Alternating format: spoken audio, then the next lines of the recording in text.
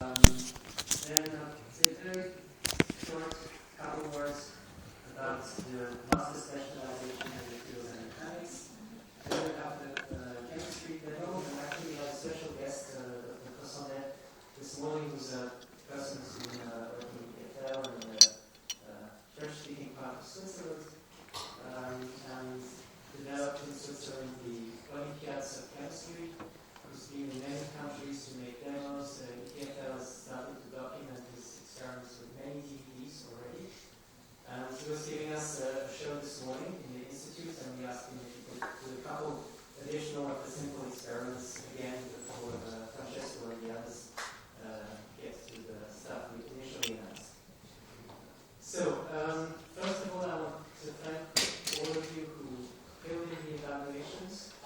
There was a couple complications. It's the first way the evaluations for this course are done in this way with the system. We tried to get each student to comment on 2 labs so that you could give many comments and that we would average out them for the different labs and get a better impression if you don't like the subject, you don't like the student, the assistant, you like the assistant but not the subject, etc. And then I would also like to thank, there's a number of people who are giving the lab course you had for the first time, either first time of all in Dash 3 or that specific lab for the first time. So they are here on the first time they contribute to Dash 3 and the second to this specific lab that they will teach this. So thank you.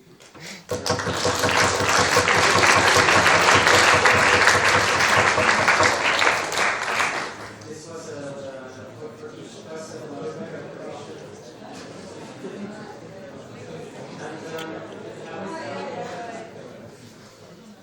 I would immediately also like to comment upon the question concerning the gradients. I will get back to the issue of the participation grades later, but I wanted to show you this graph, which is for a specific lab where there were 3 assistants, and you have the average and the standard deviation. They corrected each of them, all the reports separately without talking to each other, gave the grade, and then compared. And although there's a couple of points with a bit larger standard deviation, it's not that big, the difference, and you can see that they very fundamentally agree between what is a good report and what is a bad report. So this is to support the indication that we should try to do this in an objective and fair way, that there's some subjects who might be more at ease writing reports about and others less. So that we try to do this. Then I would like to comment on the main outcome of the evaluation. So I've taken the overall grade. I think you have to give an overall grade to each lab. You have to give a number of appreciations linked to the practical itself and linked to the supervisors. So first of all, we can say that either we like the supervisors a lot and they're great, they're very kind people, but in general we were more happy with the supervisors than with the subjects. So that's good for us. And there's a couple of strange things. For example, durability and fracture, the overall grade you give to the appreciation is substantially below both the practical and the supervision. So I don't know really what that means. So these are outliers. Then we can comment also on the extremely good evaluations for the supervision for the wood macro and the concrete. So you guys did a great job. I think we can have a special applause. And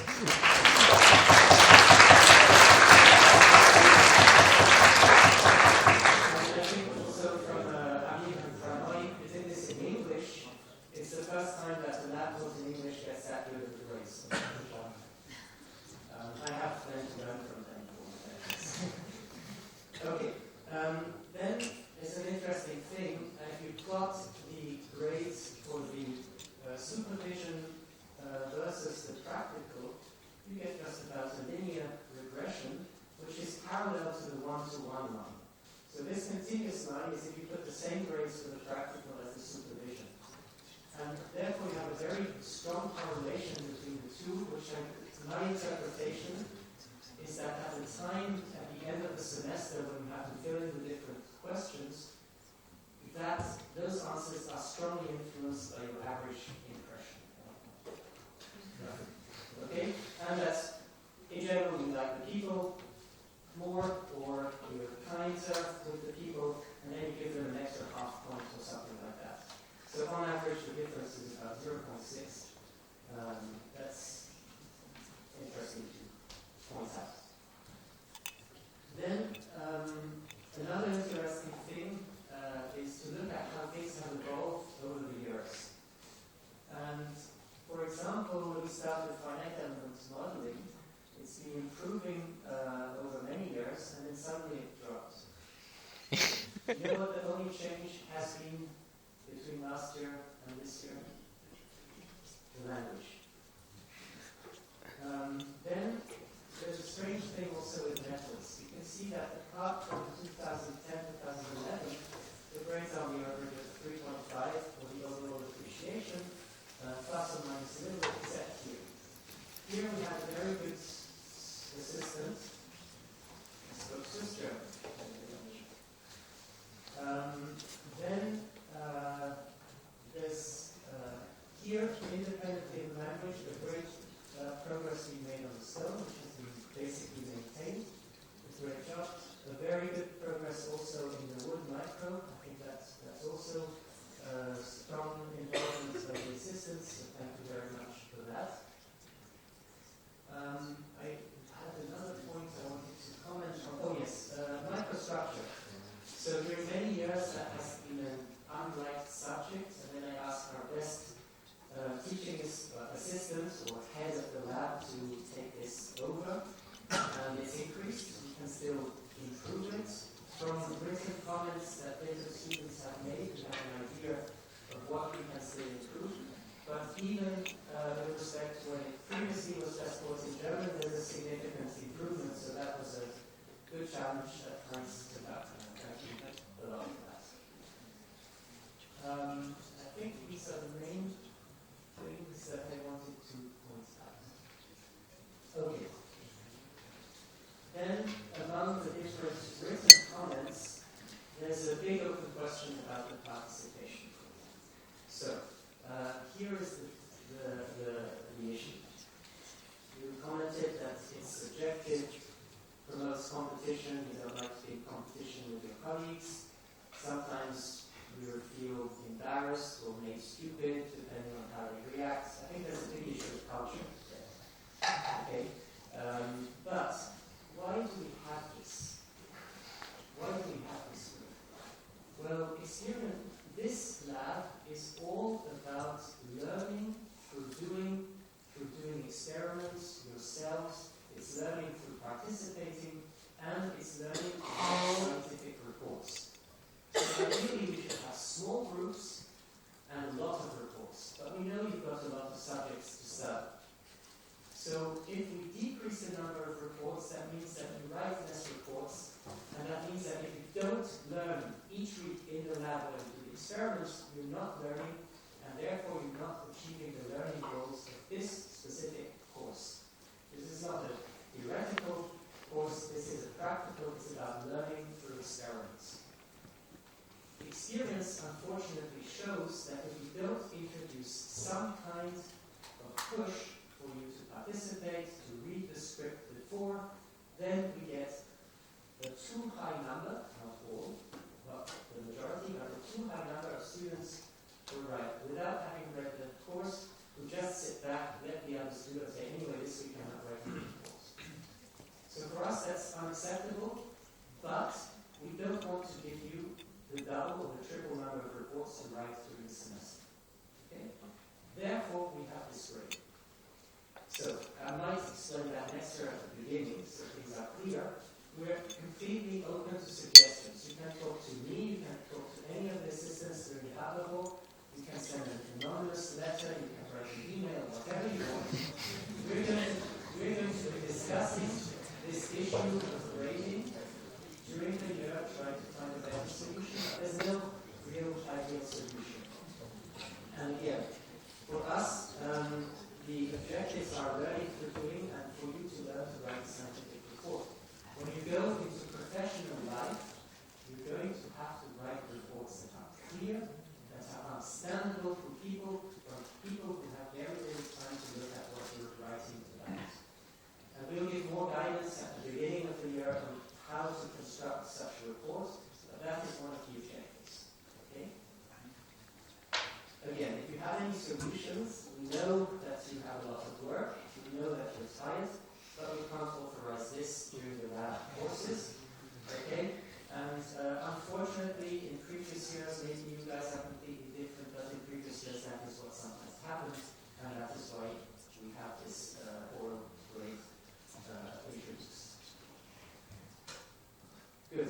So, other important comments, more guidance on the report, we will take that into account.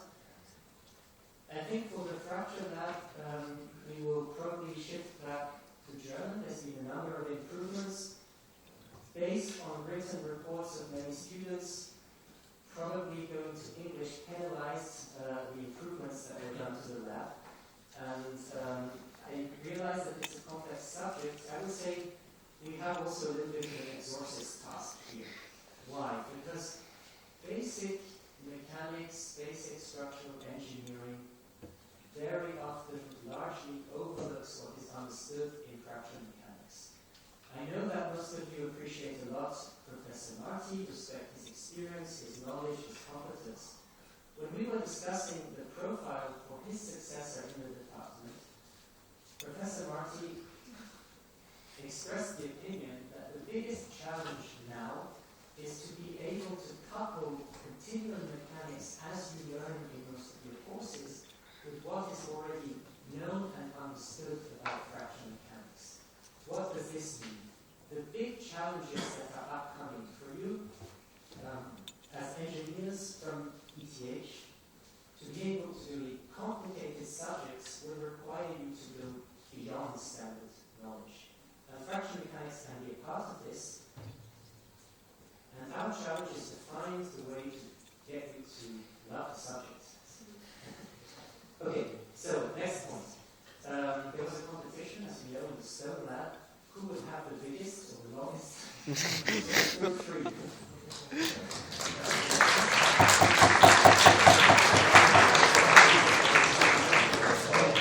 Very substantially better than last year.